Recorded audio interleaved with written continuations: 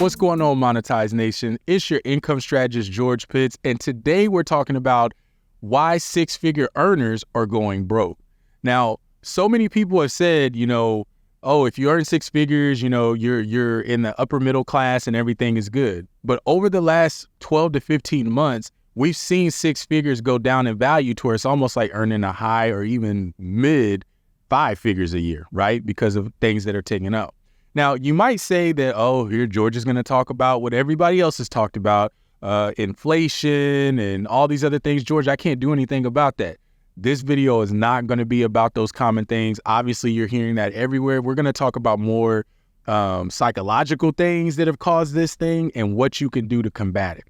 So we're going to talk about three things today that you need to overcome in order for you not to become a victim of the six-figure earners that are either going broke or that are not actually being able to use six figures the way we were a year before. So what are those three things? We're going to dive into them now.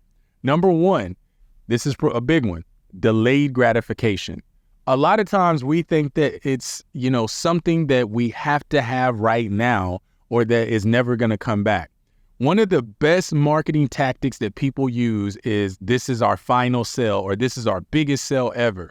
So what this does is that it creates this thing of where people just feel like they have to go and get it. But when you aren't able to delay that gratification, what you're doing is you're delaying how you can actually use those same resources for something else. You're delaying how that could actually impact you long term. So to give you an example, let's say over the period of a year, you spend $10,000 on gratifying purchases, right? This could be for jewelry. It could be for going to the Renaissance tour. This could be for going to Taylor Swift's tour, whatever it is that you're looking at doing, right? Those are great experiences. I understand that we want to have memories, we want to have expenses, but what does that really cost you? I was reading the other day that someone paid over $25,000 or something ridiculous to sit in like a low row closest to the stage of one of these tours. Now think of what $25,000 could do if you use that money for something else. Say, for instance, that you found a property that was $100,000 and it required 15% down.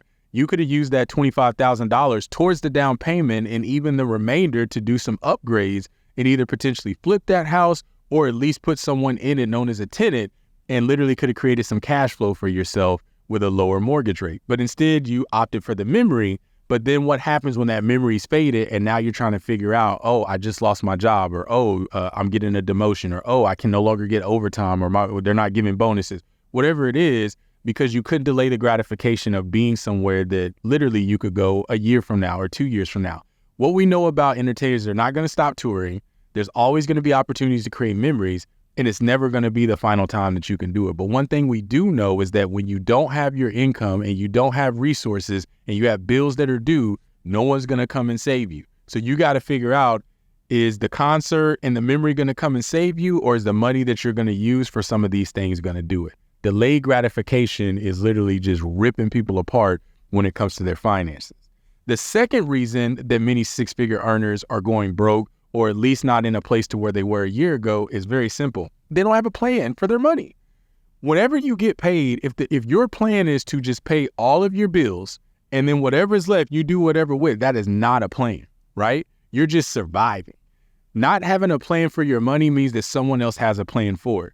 Commercials, mail outs, ads when you're scrolling down Facebook, those things are for people who don't have a plan for their money. So when you see an ad for Amazon, you see a commercial for Cadillac, or you see, something on YouTube before or after this video about something that you've been looking at before, those videos are put there for people with no plan for their money. So they're saying, hey, you don't have a plan for that extra $800? Try our new Cadillac Escalade. It comes with this, it comes with that, only for the low of, $699 a month lease to purchase, right?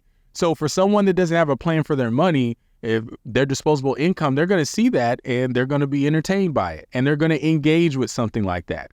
So not having a plan for your money is literally stripping you of the money that you have now. The more solid plan you have for your money, the more things that you know what to go for and what not to go for. Something my mentor says all the time that literally has stuck to me like glue is people don't know what to say yes or no to because they don't have vision. If you don't have a vision for the money that you have now, someone else has it, which means that you're not going to have eyes on it at any point in time that you're earning it, and it's just going to go right through your hands. So the more vision you have for something, the more you know what to say yes and no to. And the third reason, and it kind of ties into the first one, is FOMO, fear of missing out. Listen, just because something's on sale now does not mean it's not going to be on sale a month or 2 months or 3 months or even a year from now. These companies are always having sales. There's always something that's going to be available at a lower price, and it's going to be something that you could get at any time. Fear of missing out is literally a mindset. It's a mindset that you put on yourself to think that if I don't do this now, I'm never going to be able to do this again, and I'm going to regret this decision forever. I can tell you right now, regretting a decision to buy a $100 shirt that's usually $300 is not something that I've even thought about again.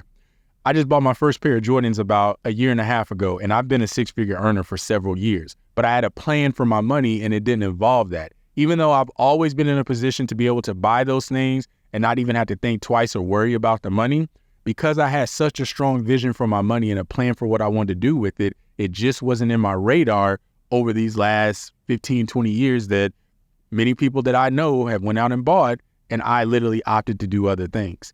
So again, delayed gratification, you need to get over it, right? You can always create another memory at a time where it's more advantageous for you. Not having an income plan is literally causing your money to be literally controlled by somebody else. And number 3, fear of missing out is keeping you in a place to where you're constantly feeling like you have to pursue everything that sparks your interest, and you're making these emotional decisions. And because you don't have vision for your money or for what it is that you want to do, you don't know what you should be saying yes or no to.